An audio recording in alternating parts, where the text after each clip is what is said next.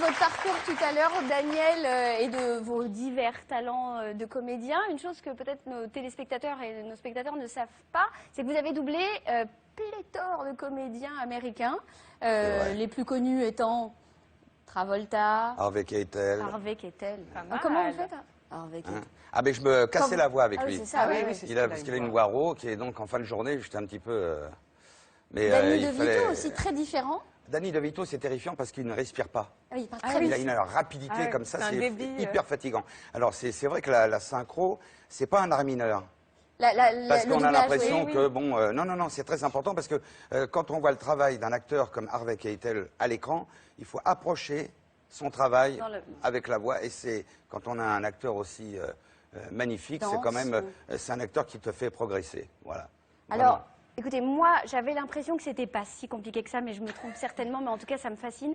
Et j'avais envie de vous proposer un petit jeu, Daniel. J'avais envie de doubler un tout petit court extrait d'une série qui passe le matin sur France 2. Oui. Vous voulez bien, Allez. jouer le jeu avec moi? Ça va très très vite. Alors, vous êtes le garçon, je suis la fille. Il faut lire ce qui défile sur nos écrans. C'est vous qui commencez. Top, c'est parti. On va recommencer, ça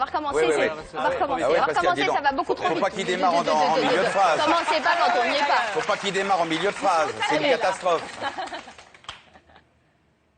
Prêt? Bon, écoute, je te promets que j'étais au théâtre.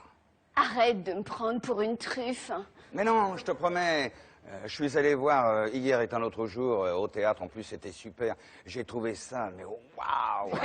Écoute-moi bien, je commence à en avoir vraiment marre. La dernière fois, tu disais être à la muscu et t'étais en fait avec Dorothée Christie.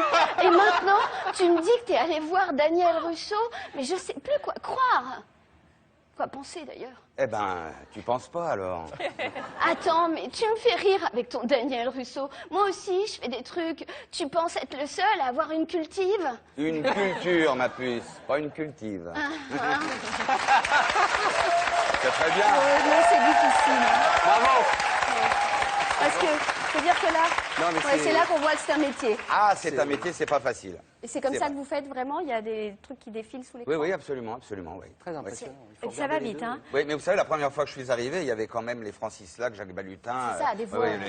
Et donc, moi, j'étais débutant et je comprenais pas, bien sûr. Donc, j'avais quand même un petit peu quelques heures de vol, mais pas trop. Et eux, ils mettaient le rouge. Et hop, tout de suite. Alors que normalement, on lit d'abord. Et après, et là, c'était tout de suite. Et il y avait une tirelire. Et chaque fois qu'on se trompait, on mettait un... Ouais, on mettait dedans. Ça vous a coûté cher? Je crois que c'est moi qui ai payé le resto à la fin de l'année. Absolument. Mais ils m'ont appris le métier. Alors écoutez, je vous propose...